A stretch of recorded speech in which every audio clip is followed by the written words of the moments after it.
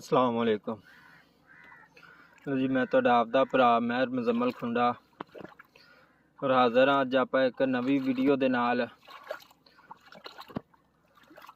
बड़े दिनों तो मैं इत्थे अपने पिंड च है ही नहीं सी, क्योंकि जिहड़ी जगह ते हुण आपां जा रहे हाँ इत्थे तकरीबन जिहड़ा है पानी एडा एडा सी कि समझ लो तुसी मोढियां तक पानी जिहड़ा ना इत्थे आंदा सी। ते आपां किते इत्थों पिंड चों नकल मकानी कर गए सी, इत्थों चले गए सी ते अज आपां वापस आए हाँ।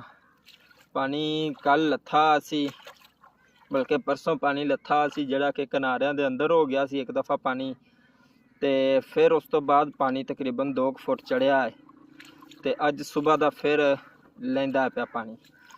ते तुसी देख सकदे ये फसल जिहड़ी है सारी तबाह हो गई है। सामने तुहानूं झोना नज़र आ रहा है, सिर्फ उत्तों थोड़ा थोड़ा बचिया जे। इन्ना झोने दा कद बंदे बंदे जिड्डा कद जे झोने दा, सिर्फ थोड़ा जिहा बचिया उत्तों, और सारी फसल जिहड़ी है तबाह हो गई है। कोई चीज़ नहीं इत्थे बची और ना ही कोई इत्थे अजे तक चीज़ नज़र आ ही रही है, क्योंकि रुख भी सुक गया, हर चीज़ ही सुक गई, फसल भी ख़त्म हो गई। आवाम जिहड़ी आपदे जानवर लैके इत्थों निकल गई। बहुत ज़्यादा बुरा हाल सी। ते उनदे नाल नाल तुहानूं विखाने आ कि जिहड़ा अपना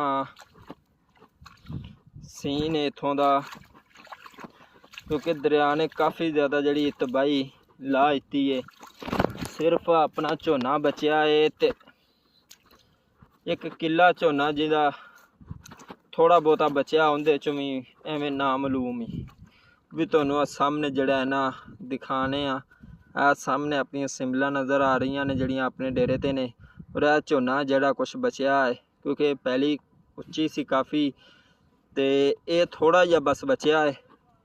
बाकी सब जिहड़ा है ना इनू भी ये नहीं इलम कि दाना पैंदा है या नहीं पैंदा, की सूरत हाल है, ते सब चीज़ ही ख़त्म हो गई है। बाकी सूरत हाल जिहड़ी तुसी वेख सकदे जे, हर झोना जिहड़ा बिल्कुल ही ख़त्म हो गया है।